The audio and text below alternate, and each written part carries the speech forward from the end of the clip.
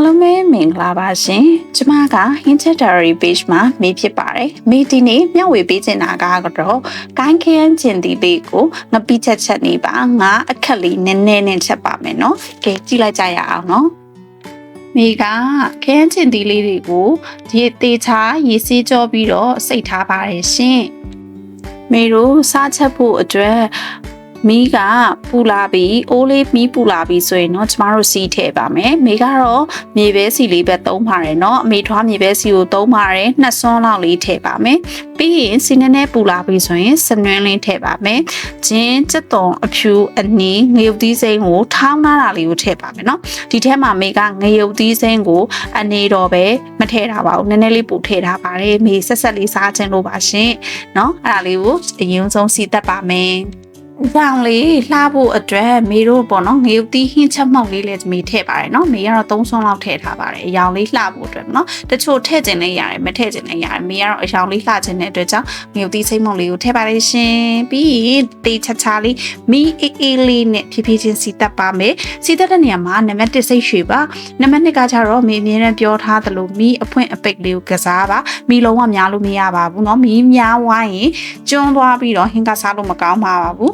မီအေးလေးနဲ့စီတက်ပေးပါစိတ်ရှည်လက်ရှည်နဲ့စီတက်ပေးပါရှင်နောက်ဆိုရင်ငရုတ်သီးအနှံ့ပါတယ်เนาะမီးပြင်းရင်လည်းမကောင်းသလိုတူးနိုင်ရင်ပြန်သလိုစီတက်တာမကောင်းတဲ့ငရုတ်သီးနိုင်နေပါတယ်ရှင်စီတက်တာကဟင်းတစ်ခွက်ကအသက်ပေါ့เนาะတချို့ဟင်းတွေနဲ့တော့မဆိုင်ဘူးပေါ့เนาะတချို့လုံးချက်တဲ့ဟင်းတွေတော့မပြောပါဘူးရှင်စီတက်လို့ငရုတ်သီးလေးတွေလည်းနန်းသွားပြီဆိုရင်เนาะမေတို့လှီးထားတဲ့ခရမ်းချင်သီးလေးတွေကိုထည့်ပြီးတော့တေချာလုံးပြီးထပ်ပြီးစီတက်ပါမယ်เนาะဒီမှာခရမ်းချင်သီးလေးကကိုင်းခရမ်းချင်သီးကဒီလိုအချိန်မျိုးမှာပဲပေါ်တာပေါ့နော်ကျန်တဲ့အချိန်မှာဆိုရင်မပေါ်သေးပါဘူးဒီလိုအချိန်မှာကိုင်းခရမ်းချင်သီးကဘာလို့ပိုကောင်းတာလဲဆိုတော့နှစ်ကောင်းပါရဲ့ရှင်ရိုးခရမ်းချင်သီးချက်ကိုင်းခရမ်းချင်သီးကအချင်းတက်လေးလဲစူးတယ်အနှစ်လေးလဲကောင်းတယ်ပေါ့နော်ဝယ်ကြည့်ပါမေဝယ်တော့30သားကို1200လောက်ပဲပေးရတော့မေ20သားလောက်ဆိုရင်မေအတွက်အဆင်ပြေပါတယ်ပြီးရင်စားအချိုမုံထည့်ပါမယ်ညငပိလေးလည်းထည့်ပြီးတော့စီတက်ပါမယ်เนาะညငပိကိုမေကတော့နည်းနည်းလေးပို့ထည့်ထားပါတယ်เนาะဘာဖြစ်လို့လဲဆိုတော့ငပိချက်ဖြစ်တဲ့ကြောင့်မေမြငပိလေးကိုတေးချာလေးပို့ထည့်ထားပါတယ်လုံးချက်လေးချက်ပါမယ်เนาะ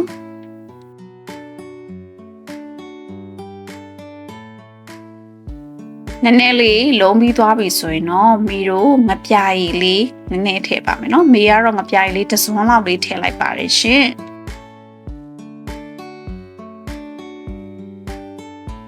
ပြီးရင်တတိချာချာလေးမှုေပြီးတော့စီတက်ပါမယ်နော်မှုေမယ်နော်ဒီခင်းကျင်လေးကမှုေမှရမခင်းကျင်လေးနော်ဘာဖြစ်လို့လဲဆိုတော့မမှုေပဲနဲ့မေတို့ကဒီတိုင်းထားလိုက်တယ်ဆိုရင်အိုးကတ်တက်တယ်နော်အဲ့ဒီဟာလေးမေတပုတတိပေးချင်ပါတယ်အိုးကတ်တက်တာဖြစ်တဲ့အတွက်ကြောင့်မေတို့ကအမြဲတမ်းမှုေရပါမယ်နော်ဒီတက်မှာမေရေလုံးဝမထည့်ထားသေးပါဘူးနော်သူ့ဟာနဲ့သူထွက်လာတဲ့ဒီခင်းကျင်လေးတွေကထွက်လာတဲ့ရေလေးတွေပဲဖြစ်ပါတယ်မေရေလုံးဝမထည့်ထားသေးပါဘူးနော်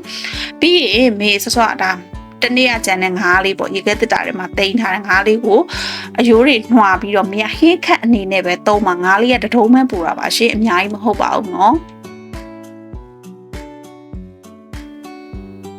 ငါးလေးကိုမေတို့ဟင်းထဲကိုထည့်လိုက်ပါမယ်နော်ပြီးရင်အဆက်မပြတ်မှုပေးပါအေးမေဟင်မှုနေရတယ်လို့မပြောပါနဲ့နော်အမြဲတမ်းမှုနေမှာအရသာရှိမှာပါဘယ်ချိန်ထိမှုရမှာလဲခရမ်းချင်သီးလေးတွေလိတ်လာတဲ့အထိမှုပေးရမှာပါမေပုံမှာပြထားပါတယ်နော်ခရမ်းချင်သီးတွေကဘယ်ချိန်မှာလိတ်လာလဲဆိုတာအဲ့လိုမျိုးလိတ်လာပြီဆိုရင်ရေပုတ်ပွက်ဆူလာပါပြီပြီးသွားပြီဆိုတော့မှမေကစောကသုံးထားတဲ့ရေလေးတွေထပ်ထည့်ပါမယ်နော်ဟိုလိုတလောက်ပေါ့လိုတလောက်ရေကိုထပ်ထည့်ပြီးတော့သုံးဆောင်လို့ရပါတယ်ရှင်မေကတော့ဟင်းတစ်ဝက်စားလောက်ရေလေးထည့်လိုက်ပါတယ်စောတော့မေခင်းချင်သည်လုံးဝပျော်သွားပြီးလိတ်တက်လာပြီးဆိုတော့မှရေထည့်လို့ရမယ်နော်ဒါလေးကိုလည်းတစ်ချက်မေတတိပေးပါတယ်ရှင်ဟင်းလေးတွေပပွက်ဆူလာပြီဆိုရင်တော့အရသာကိုမြည်ကြည့်လို့ရပါတယ်เนาะ ကိုလိုတဲ့အရာတာကိုထပ်ထည့်လို့ရပါတယ်အကုန်လုံးဟင်းတွေကစူပွက်သွားပြီရတာလဲ okay ပြီအားလုံးပိုင်းသွားပြီဆိုရင်เนาะမေတို့လှီထားတဲ့နည်းနည်းမင်းလေးကိုထည့်လိုက်ပါမယ်မေကတော့နည်းနည်းမင်းအများကြီးမလှီနှစ်ပိုင်းဖြတ်ပြီးတော့ထည့်ပလိုက်တယ်ပြီးရင်မီးပိတ်လိုက်ပါတယ်เนาะဘာဖြစ်လို့လဲဆိုတော့နည်းနည်းမင်းနူးွားတဲ့ဒီမီးမချက်ပါဘူးနည်းနည်းမင်းတချို့ကြတော့လဲမီးပိတ်ပြီးမှထည့်တာပိုမွှေးတယ်လို့ပြောရရှင်ကျမကတော့အဲ့ဒါလေးကိုပိုကြိုက်တယ်ပေါ့နော်ကျမတော့မီးပိတ်ခန်းလေးမှထည့်လိုက်ပါတယ်